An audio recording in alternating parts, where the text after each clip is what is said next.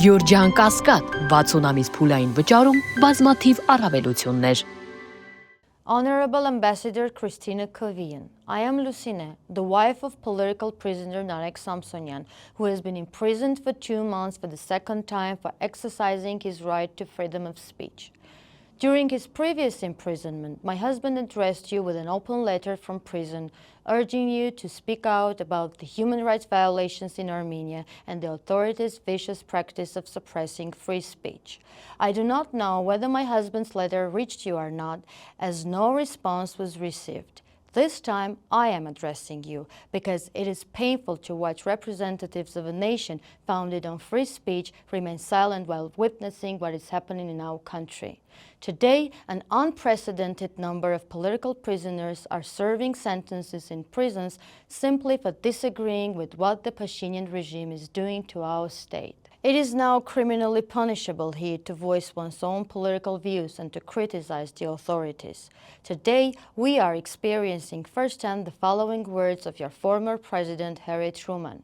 Once the government is committed to the principle of silencing the voice of opposition, it has only one way to go, and that is down the path of increasingly repressive measures, until it becomes a source of terror to all its citizens and creates a country where everyone lives in fear.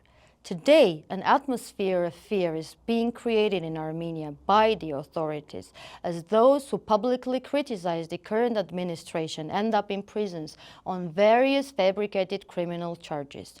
My husband is in prison today for the word buttocks. This is stated in the criminal case. After the third president of Armenia, Serge Sargsyan, was hosted on their Imnemnimi podcast, members of the ruling civil contract party targeted my husband and the podcast co-host Vazgen Sagatelian via Facebook posts, insulting comments addressed to them using the filthiest vocabulary.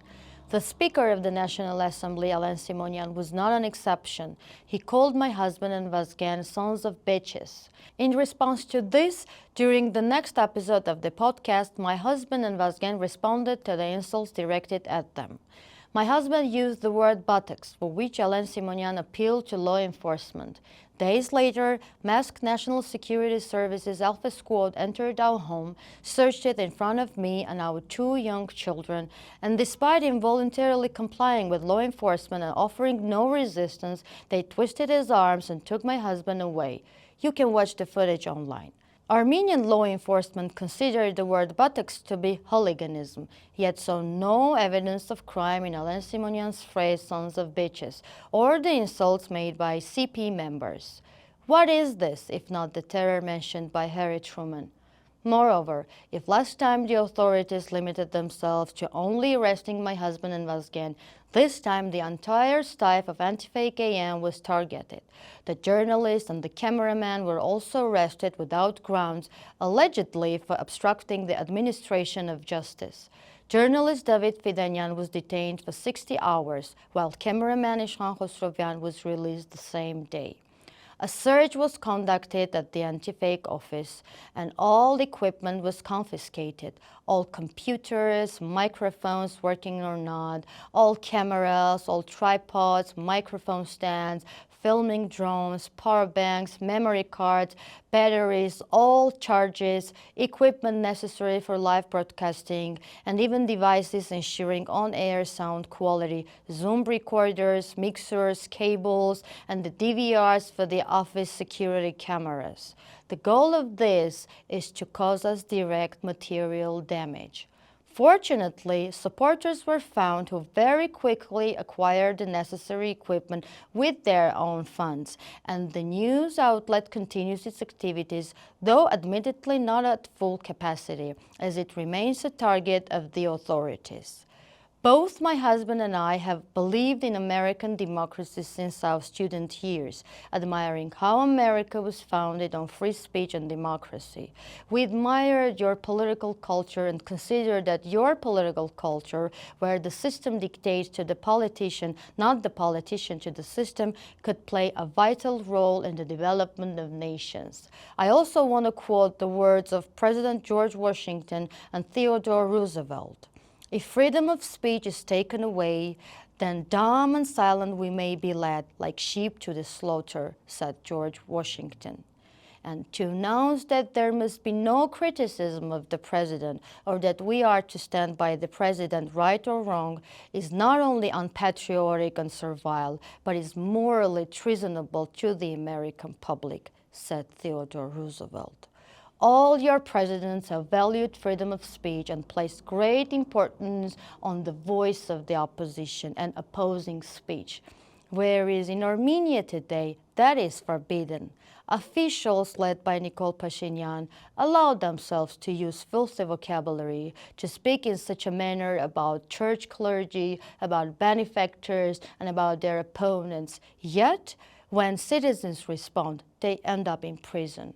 Pastinfo recently confessed that he used profanity, yet this self-confession was not followed by criminal prosecution. Why? Because he swore at his opponents? That is permissible. Your President Donald Trump is also known for addressing his political opponents with harsh vocabulary. But I cannot recall a case where a criminal case was initiated against him or his speech was qualified as hooliganism. In this context, why do you remain silent about the persecution of opposition speech in Armenia? What do you think? Is this not blatant repression of freedom of speech? Is the silence of the embassy not an attempt to fool everyone? As the 16th U.S. President Abraham Lincoln, who is my husband's favorite U.S. president, said, you can fool some of the people all of the time and all of the people some of the time, but you cannot fool all of the people all of the time. I await your response with great anticipation. If that response cannot be public, I expect a meeting with you in an off-the-record format to present the case to you in more detail and to receive the answers I expect from you. After all, the Armenian public is also witnessing the silence from you and your European counterparts. Nareka Samsonyan is a political prisoner, imprisoned once again for his speech, and one who still romantically believes in true Western values.